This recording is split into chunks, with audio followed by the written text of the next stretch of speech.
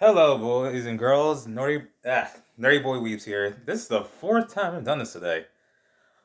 Okay, I was not sure if I was gonna make this video, but here we are. I'm going to be talking about something that just recently got released today and I found out about it on Twitter because it was trending, and that is we have official stills from Entertainment Weekly of Mortal Kombat 2021. If you don't know what I'm talking about, we're getting a movie in the month of April this year on the 16th, I think, of Mortal Kombat. I'm going to probably pull up the cast thing for well, actually while I'm doing this video. But what can I say from my perspective for the video? I mean, for the stills, I think they look great. Yeah, like they're a little bit different from all the times we've seen Mortal Kombat get live action, but you take the good with the mediocre. But I don't think this is really mediocre. It's more or less. It's been years since we've had a live action Mortal Kombat movie because both films bombed at the box office. I personally like Annihilation, as corny as it is, and I haven't seen the whole thing of the OG one, but I know there's some iconic stuff. And the guy who plays Shang Tsung from that film is Shang Tsung in Mortal Kombat 11. So yeah, I'm going to probably put this up. Um, I'm gonna look at the stills while I'm doing this. So what what do I think about what I remember for what the plot synopsis is supposed to be? I'm gonna say this. I'm kind of actually glad that they're not going to make a story where the OG main characters are the main focus, because we've seen what happens when they do that. I'm, however, I do understand this sort of plot idea, and also the guy directing this movie. This is his directorial debut, so this is going to be pretty interesting, and also it's a rated R reboot too. So we're gonna get fatalities, and people don't understand what Mortal Kombat means to me personally, because Mortal Kombat shaped who I am video game wise. It is why I love fighting games above all type of fighting game, above normal other video games. So you ain't gonna be seeing me play Call of Duty, Last of Us, or any of that. You'll be seeing me playing fighting games, whether it be American, anime, Japanese, you name it. But let me see what I'm gonna go still by still in this case. The first one I'm looking at is involving Sub Zero and Scorpion before you know who they became. Who they become, and I think the actor. Oh, fun fact: the guy who's producing this film is actually James Wan, who directed Aquaman 2018 and directed, I think, the Saw movies too. So they said, I mean, apparently says the first 10 minutes of this film is going to be about the Shira Ryu and the Lin Kuei. But where we're seeing apparently Hanzo Hazashi, aka Scorpion, and Bi-Han Sub Zero. Because do you know that Bi-Han and Kuai Liang? Kuai Liang in Mortal Kombat 11, we know is Noob. So yeah, and the person who's playing Bi-Han is the actor Joe Taslin from Warriors. It says the 10-minute opening sequence kicks off in feudal Japan long before the fighters wielding supernatural abilities as Scorpion and Sub Zero, and ends into a pretty nasty hand-to-hand combat between the two. McCoy says it is why the first time feature filmmaker cast Sonata and Talisman, two actors known for their martial arts prowess. Okay, I hold on. I knew the other guy playing Scorpion's last name was Sonata. I forget what his first name is. It says Sonata says it's like a family drama with exciting brutal fighting. If I'm feeling like a family drama with exciting brutal fighting, that's the image of this movie for me. He adds. Okay, so apparently the thing he's stabbing that Bihan is stabbing Hanzo Hazashi with is Harumi's gardening knife, which would be the knife that Hanzo uses the for get over here. Yeah, I could have done that better, but this isn't about me. Whatever.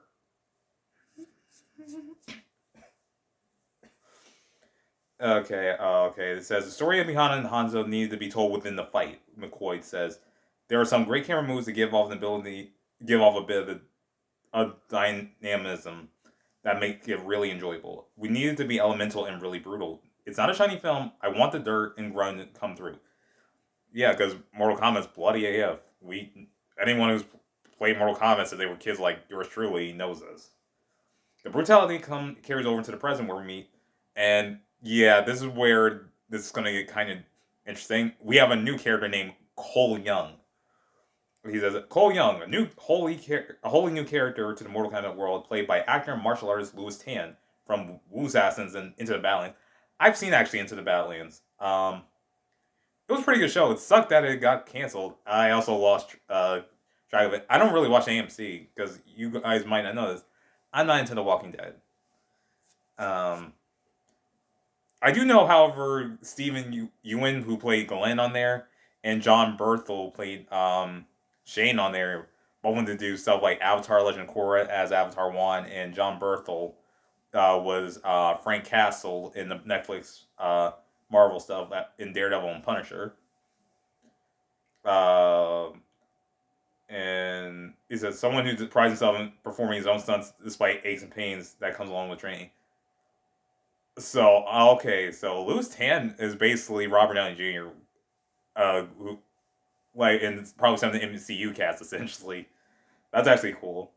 When we first meet Cole, he's in a really bad spot. Tan says he's down on his luck. Kind of washed up MMA fighter, used to be a champion, who used to believe himself, who used to have a lot of hope in his career, and now has gone down the drain. It is a very interesting place for a hero to start. I think that along the journey of Mortal Kombat and Cole, discovering where he's from, you're introduced to all these iconic characters and elements that everyone loves so dearly. Yeah, I know a lot of people might be concerned about this new character. When I saw this, I was like, the story reminds me of Mortal Kombat Deception because of Shujinko. And I read apparently they have these markings, which is the Mortal Kombat symbol. When I thought of this symbol thing, I was like, excuse me again. I thought, what if that's like the Kamidoku from Mortal Kombat Deception, where Shujinko had to get those. I think they created or opened gateways to the portals of the other realms, and he was manipulated by Onaga to get this. But I do know that the one of the major antagonists in here is Shujinko. I'm not Shujinko, Shang Tsung. Let me see what else. Okay, it says Cole knows nothing of his heritage aside from the mysterious birthmark on his chest. So he has a Mortal Kombat symbol on his chest. Okay, in the shape of Mortal Kombat symbol. Tan remains mum on how the birthmark connects to the character's origins, but agrees it is a unique symbol that will eventually tie to the journey that he is going on. Okay, yeah, I'm glad we don't have too many details about this because one, we got this movie coming out in 3 months, and it's probably better to keep it like this for a while. Like, if we get a trailer in either later on this month or next month, that's perfectly fine. All right. It remains the only clue Cole has when sinister sorcerer and emperor of the realm outworld Shang Tsung skyscraper's Chi-Han sends Sub-Zero now with cryomancy powers to hunt him down. Okay, I was a bit skeptical on this, but hasn't kind of like Shang Tsung used Scorpion before? I mean, Sub-Zero before? Because like it wouldn't make sense if he, but at the same time, kind of would if he did use Scorpion. But at the same time, is Scorpion by the time dead in hell by the time? Because remember, Quan Chi turned him into a revenant for all you guys who know your Mortal Kombat history. And there's a still of Bihan. with his cryomancy powers. I don't know if he's forming an uh, kunai knives with ice, but I think that's when he has an M on the helmet. But you can see a little bit of the mask, and it looks on point. And the next part, when I was looking at the casting, I was actually really impressed and surprised by to see this person because the guy who's playing this character has been on Supergirl CW. I mean, on Supergirl CW. Major Jackson Briggs, Supergirl's McCad Brooks, a special forces agent who bears a special forces major who bears the same mark as Cole, urges him to seek Sonya Blade, but Meg's Jessica Manami. Okay, so yeah, the guy playing Jax is Jimmy Olsen, aka Guardian from Supergirl, and the person playing Sonya is someone from the Meg, which is that movie with Ruby Rose, who also was on the CW until she had leave. Apparently, it was that thing in her back, and she's unfortunately no longer Batwoman, which is a bummer because we got. Yeah, I'm not gonna go into that because I'm gonna get frustrated. I know you're saying if you haven't seen the show, then why are you criticizing? I have my reasons. Okay, back to what I want to talk about. She ferries on him onward to the next leg of the journey to the thunderous elder god known as Lord Raiden, Thor's Tanabu Asano. I am so glad Raiden's being finally played by an Asian dude. He's supposed to be Asian. His name is of Asian origin. Who grants sanctuary at his temple to all those with that mark. Ooh. Okay, I did not notice that. There, Cole encounters even more recognizable characters from the Mortal Kombat games. Liu Kang, who was played by Power Rangers 2017, Ludai Lin. When I found out that was him, I was like, oh, they got Zack from the Black Power Ranger from the reboot. I actually really enjoyed the Power Ranger reboot, so that's cool. And Kun Lao, actor and stuntman Max Wong. Kun Lao, I saw the still with him. He looks amazing. And Kano, Superstore's John Lawson. Okay, I saw the thing where Kano. I'm guessing this is going to be before he gets his prosthetics. I mean, his metal stuff, metal parts, as all trained for a high stakes tournament to defeat the invading enemies of Outworld. McCade Brooks looks amazing as Jax. They went old school Jax. They make him go like gives vibes of the Nintendo type Jax. And I like that. What else?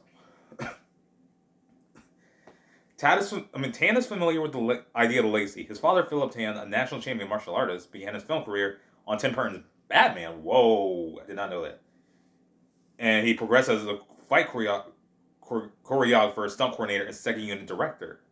Todd has fond memories of rolling around the stunt mats on movie sets as a kid.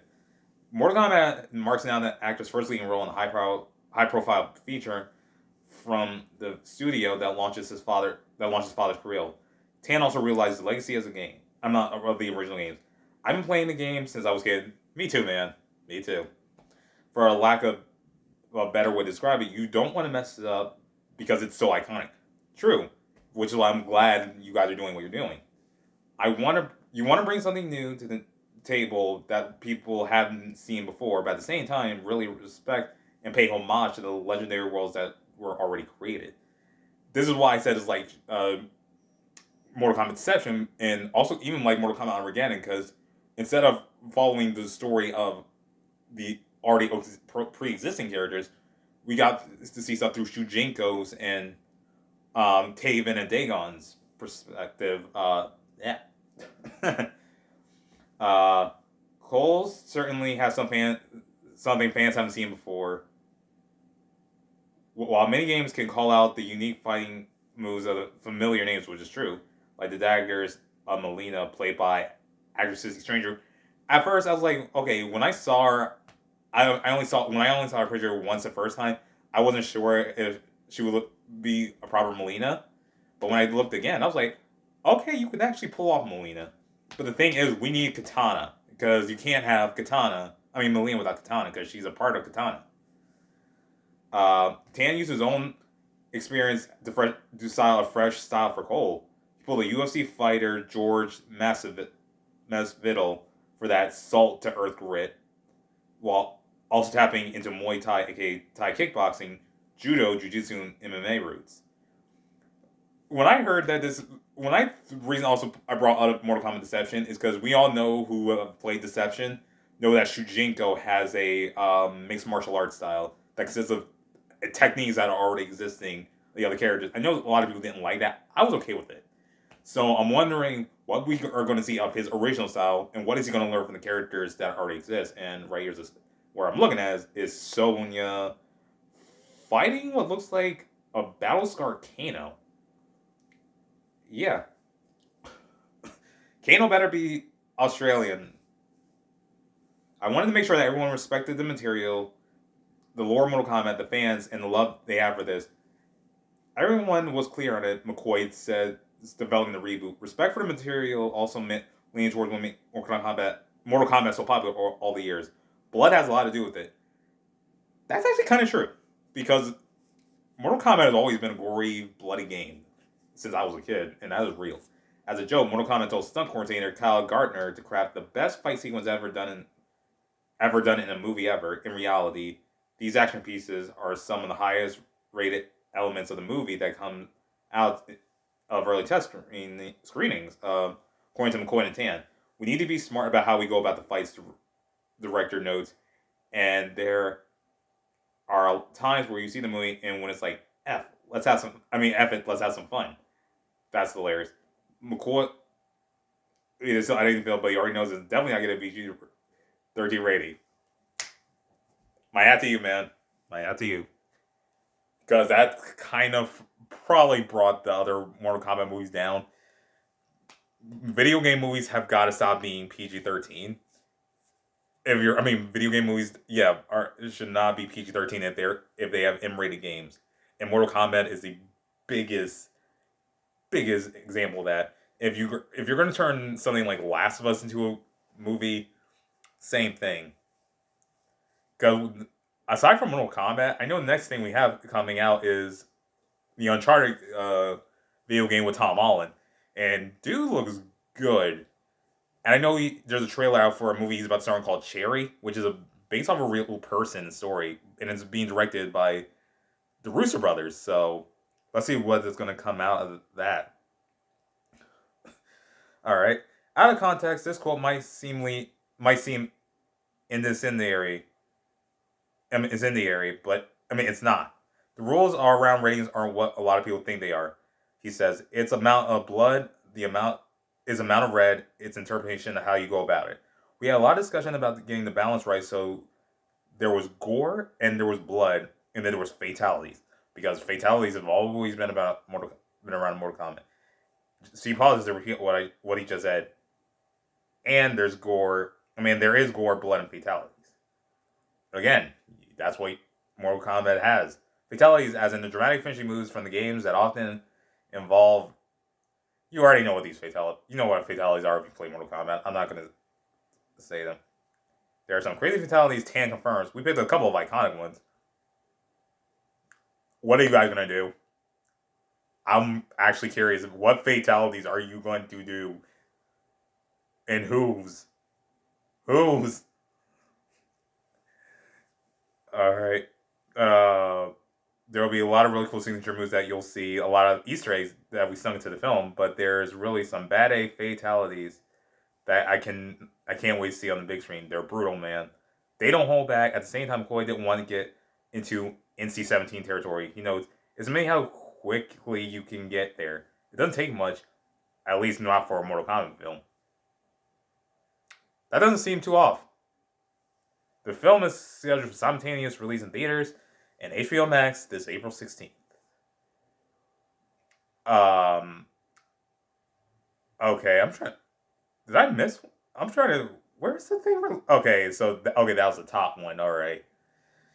I'm gonna read down the cast of who they have so far because I've seen the casting thing, and I'm actually really impressed with um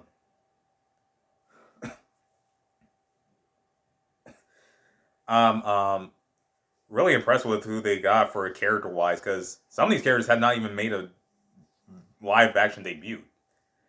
Okay, Lu Dai Lin, if I please forgive me if I'm butchering his name, is playing Liu Kang. Louis Tan is playing Cole Young, the new character. Joel Tallison is playing Bihan slash Sub Zero. Tadanobu Asano is playing Raiden. Jessica Minami is playing Sonya. Mikad Brooks is playing Jax. John Lawson is playing Kano. Shihan is playing Shang Tsung. Oh, okay. Hiroyuki Sanada is playing Hazo Tazashi slash Scorpion. Max Wong is playing Kung Lao. Stringer is playing Melina. Melina. My girl. Well, aside from Tana. And here's the two that I was not expecting to see. These two have not been in live action, period. Elisa Cadwell as Nitara. Nitara's the vampire girl. And if you play Mortal Kombat 11 and put Aaron Black against Scarlet, says, I said that with Nitara before you. Nitara is a classic character, I think, since Deadly Alliance or Deception. And that's kind of cool to actually see her. And in the last one, y'all gonna enjoy this one. Cabal is being played by Daniel Nelson.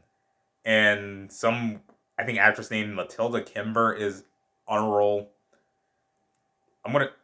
For some reason, I feel like that's a kid. I don't know why. I just feel that for some reason, is that character a kid? Or is that actress just a kid? Let me see. Alright, hold on. Let me look this person's cried. My phone has been acting weird these past couple of days. Actually, this past month, I really need to get a new phone.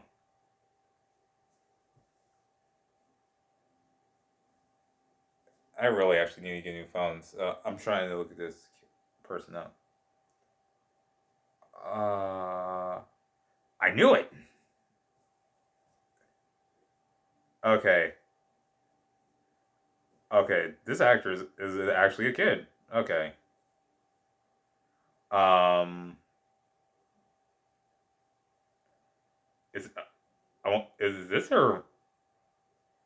Um,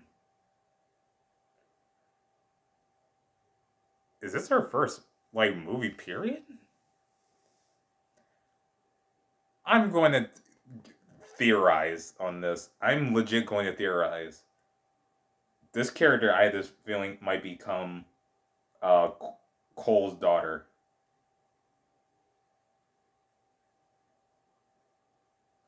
No wait. Oh wait. Oh wait. Oh, this is speculation. But at the same time, it kind of would understand why he's down in the dumps. He may be a single father. Would add to the story. So maybe his daughter might be his motivation.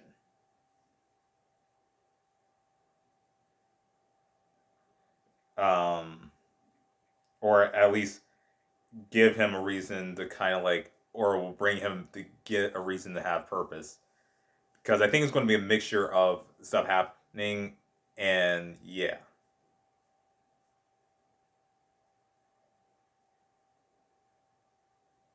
Um, I'm trying to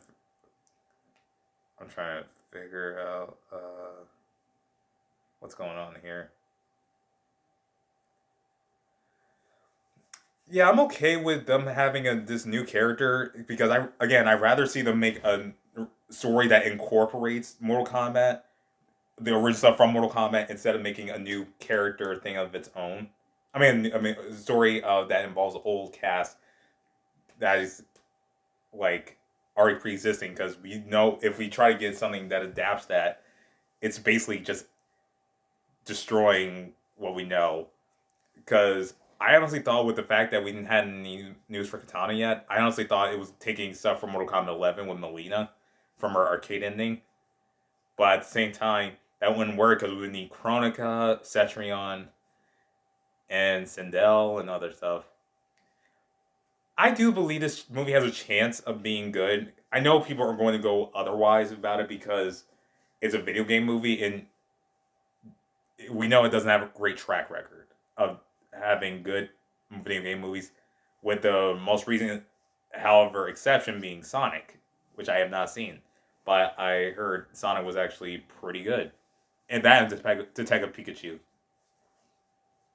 So yeah, well, so this video doesn't get to half an hour. I'm going to end it now. Okay, I don't know if I wanted you guys to actually tell me your thoughts on it, but are at least interested like I am, or at least have your own thoughts about it? Please do not blame me if you have a problem with what I say, but also please be respectful to my opinion, and I'll be respectful to yours. I'm just trying to express my interest and talk about a game franchise getting a movie, and that game franchise is something that emboldened my video game life and my video game love for fighting games. Well, if you like this video, please subscribe and share it, so other people might want to talk about this film. And I'll see you in the next one, or on the flip side, skadoosh.